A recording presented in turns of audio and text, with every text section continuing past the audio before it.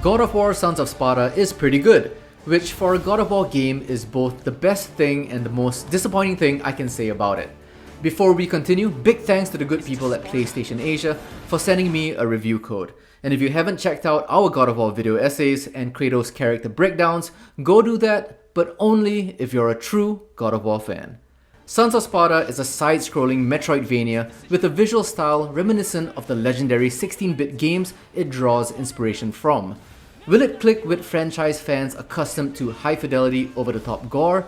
Probably not immediately, but pixel art has made a serious comeback in modern gaming, and Sons of Sparta's visuals brings its own charm.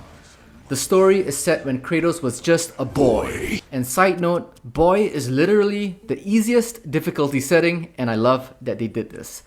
The game follows young Kratos and his brother Deimos as they prove themselves worthy of being Spartan warriors. This is a virtually unexplored period in Kratos' life, and setting it here is an inspired choice. I don't think a pre-God of War Kratos deserved the full 3D AAA treatment, so this 2D experience makes sense for this era. That said, I wish they had gone with a 2.5D approach, something like the criminally underrated Shadow Complex from the 360 era. Without godly powers yet, Kratos feels constrained by the flat plane in a way that a little visual depth could have easily fixed. In my opinion, it would have also bridged this era more naturally to the original Greek trilogy, which PlayStation has announced is being remade. Combat is serviceable, but it doesn't live up to the franchise's standards, and it's not as tight as its peers in the genre either. Core mechanics like parrying just don't feel dialed in, compared to something like Prince of Persia, The Lost Crown, or Dead Cells. The combat experience does improve significantly once you level up your weapons and abilities, which you do by breaking stuff, killing stuff, opening stuff, and picking up stuff. A loop which is quintessential God of War. Even the menus and UI share visual DNA with the recent Norse-era games. The puzzles here are a familiar mix. Aim at a trigger with your slingshot, activate a pulley with weight, use a supernatural object to hit a switch, sometimes all at once with combat mixed in. If you've played any God of War before, you've seen these beats. They work the same here, they just don't surprise. Which brings me to the bigger question. Who exactly is this for? God of War diehards will jump in for the story, and there's something genuinely refreshing about seeing a young Kratos. The innocence, the fading lightness, the unfocused anger, and bravado of a boy desperate to prove himself. We're not just doing this to impress a certain Amazon. Relax. Since when have you been so cynical?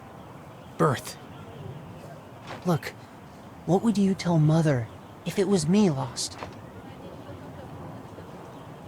But the presentation and gameplay won't resonate with the majority of franchise fans, so it seems positioned to attract new fans.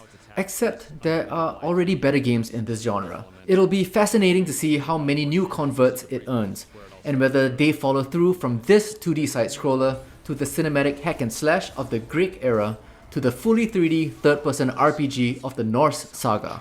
And that's a big ask. The biggest missed opportunity of the game? Co-op. For a game called Sons of Sparta, built around brotherhood, there's no co-op campaign. I couldn't stop thinking about what this could have been, and It Takes Two or split fiction in the God of War universe. There is a couch co-op challenge mode called The Pit of Agonies, but it's locked behind full story completion, which makes absolutely no sense.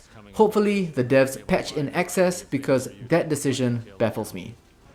Sons of Sparta is lovingly crafted and genuinely good, and for a God of War game, that's both a compliment and a little letdown. It plays it safe when the franchise has always swung big.